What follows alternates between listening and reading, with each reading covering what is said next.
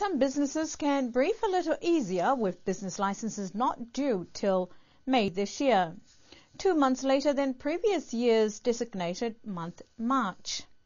Yesterday, Customs and Taxation Division of Government made the announcement that new business applications, renewal of licenses, and business operating license will now end on the 31st or due on the 31st of May.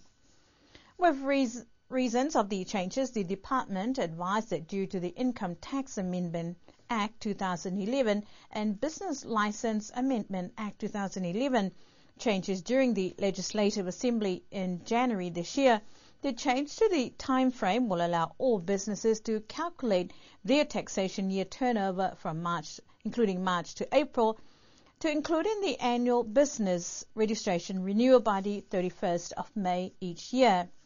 The changes in January that would impact small businesses' tax returns. However, the intent of the two amendments was to implement the government's policy to remove the requirement for small business operators with an annual turnover of less than $20,000 to furnish an income tax return. This, though, does not apply to individuals who operate a small business as well as a secondary employment income. The department also advised that the change does not mean small businesses are exempt from paying taxes. It just simplifies the system. With the low-income rebate, it will mean that these businesses is unlikely to have an income tax payable for a financial year in which they will not be required to file their returns. The fees for business licenses, for all licenses $34, registration of new business is also $34, and renewal of business license is $23. Niue is on track to develop a climate change adaptation disaster risk management national action plan with assistance from regional climate change counterparts. At a national workshop yesterday, stakeholders discussed what mitigation measures should be employed to reduce risk from disasters. A joint team effort from the region's leading agencies for climate change SPREP and the SBC SOPAC division are providing the Environment Department technical assistance to develop these plans. We spoke with members of the technical team today about their visit, firstly with SPREP and their involvement in the process. To help Niue develop and implement what's going to be known as a climate change adaptation disaster risk management national action plan. I know it sounds very long-winded, but essentially what that all boils down to is looking at things that need to be done here in Niue, trying to identify various actions, various activities that need to be implemented to help the country become safer, more resilient to the range of natural hazards that we face, like cyclones, storm surge, drought. So we're just at the beginning of this process to help Niue to identify what needs to be done. Just putting it very simply. The discussions provided an opportunity to get feedback from stakeholders who voiced a common concern for the need to find actions to reduce risks posed by hazards to developments in different sectors and a need for improvement of response following disasters. Also, according to an SBC SOPAC division representative, there are a number of policies that have already been developed, but it's a matter of centralizing all this information to maximize benefits.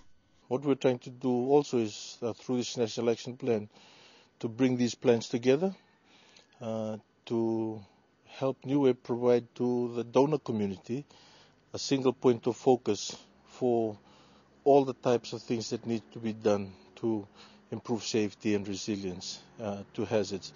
So what Niue will get out of it is a platform that it can discuss with the donor community, with development partners. These are our needs, and we've packaged them all together into a single action plan that supports our higher level sustainable development strategies, that addresses all the issues that we have across all the sectors, rather than having a proliferation of different plans and documents. So that's one positive outcome.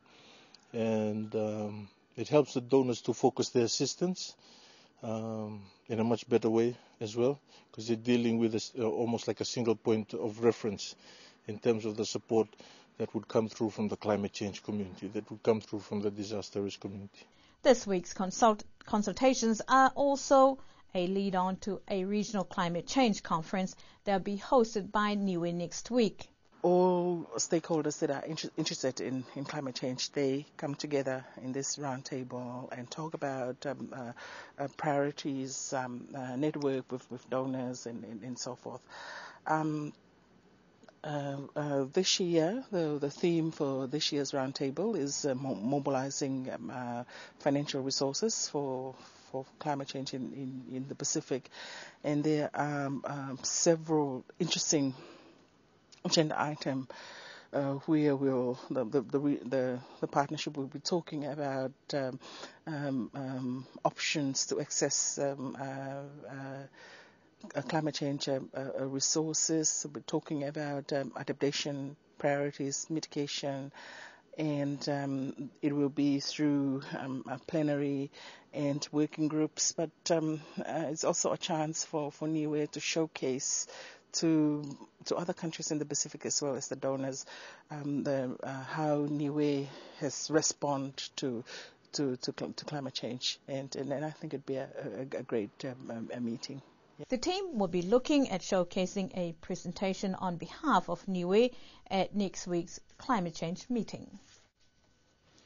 Niue is among 10 countries in the region involved in a study focused on detecting areas that affect power efficiency from power generation processes that contribute to significant losses. A consultant from the Pacific Power Association has been contracted to undergo the power loss quantified study, working closely with the Niue Power Corporation. The study involves the collection information for study and analysis that will be beneficial not only in Niue but also in other islands, as well as identifying common inefficiencies.